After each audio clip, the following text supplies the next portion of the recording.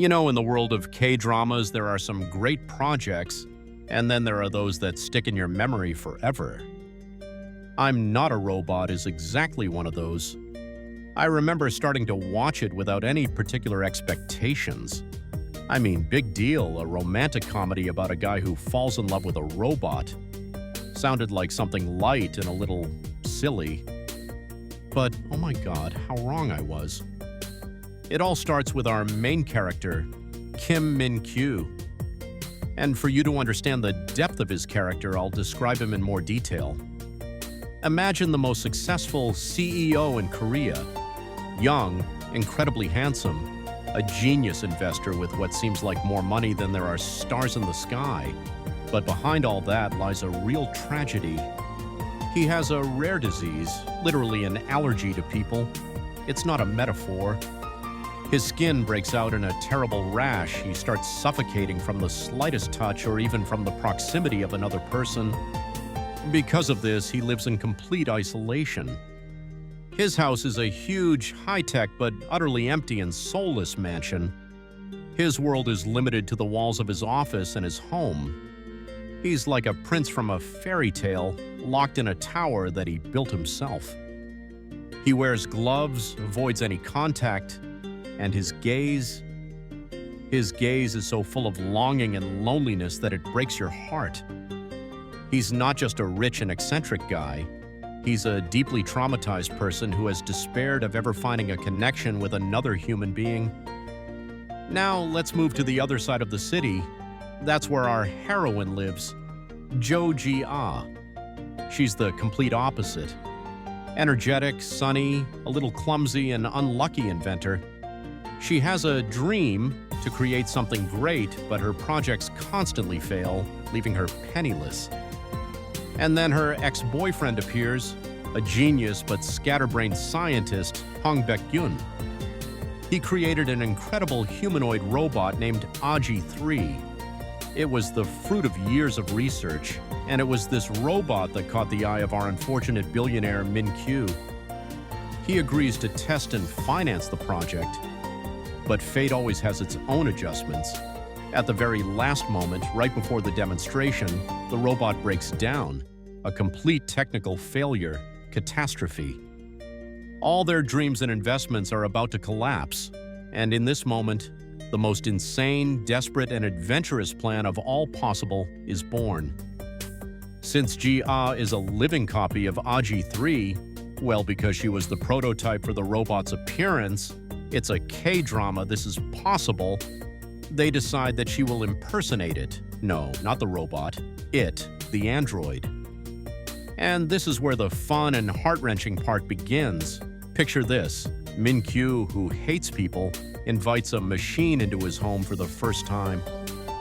And Ji-ah has to act like an unfeeling, logical, perfectly calculated robot. She walks with mechanical stiff steps, speaks in a monotone metallic voice. She can't smile, laugh, or show fear or surprise. And Min-kyu begins his tests. He checks her sensors, makes her cook, clean, memorize information. And me watching this, I was dying laughing. The scenes where she almost gives herself away, for example, she almost sneezes or almost reacts to a sudden sound, are pure comedic gold. But gradually the tone of the story begins to change. Something breaks in Min-kyu's cold heart. For years he hasn't trusted a single living creature, but here in front of him is a machine. He can trust it. He can tell it everything. It won't betray, judge, or hurt him. And he starts to open up. He talks to Aji-3 about his fears, his loneliness, his childhood traumas that led to this illness. He shares dreams he never told anyone. He truly starts to feel around her. And the most terrible and beautiful thing at the same time, he falls in love. He falls in love with a robot. His mind tells him it's impossible, that it's just a program, but his heart refuses to believe. He gives her flowers, spends time with her, gets jealous of other devices. It's both hilariously funny and heartbreakingly sad at the same time.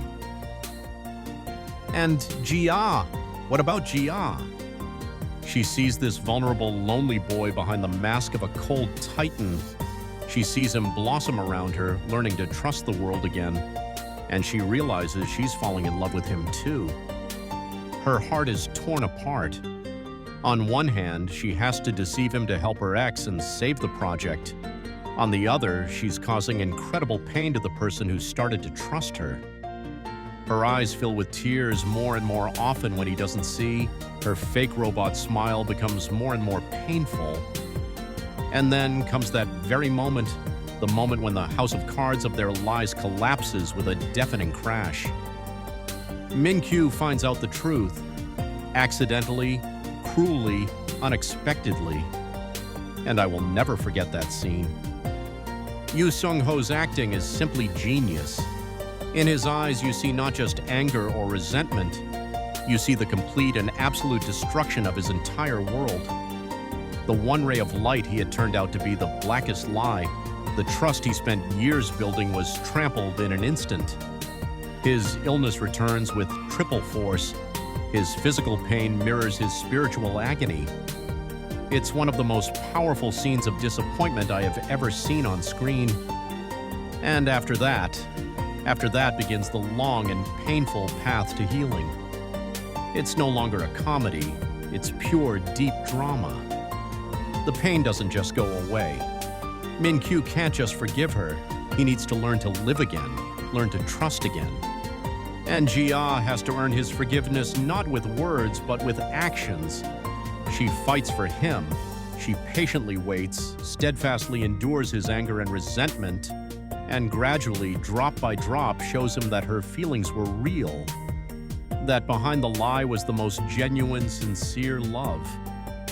And the ending is incredibly cathartic. It's not just and they lived happily ever after. It's a story of healing, literally. His allergy is a metaphor for his emotional pain, and thanks to Ji-ah's love, patience, and support, his wounds begin to heal. He takes the first step, the second. He learns to touch people again, learns to smile, learns to live. And seeing this cold, closed-off man finally allow himself to be happy, it's priceless. That's why this drama is more than just entertainment. It's a deep story about how love can heal even the oldest and most painful wounds, about how even the most closed-off person needs connection, about the importance of trust and forgiveness. The actors' performances are phenomenal. The chemistry between Yoo Sung-ho and Chae Soo-bin sends sparks flying off the screen. It's the perfect balance of comedy, romance, and drama.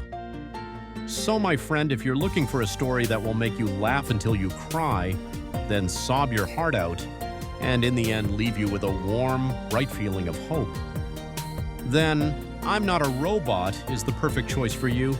It's 10 hours of pure emotion that fly by in an instant. And believe me, these characters will stay with you long after you finish watching.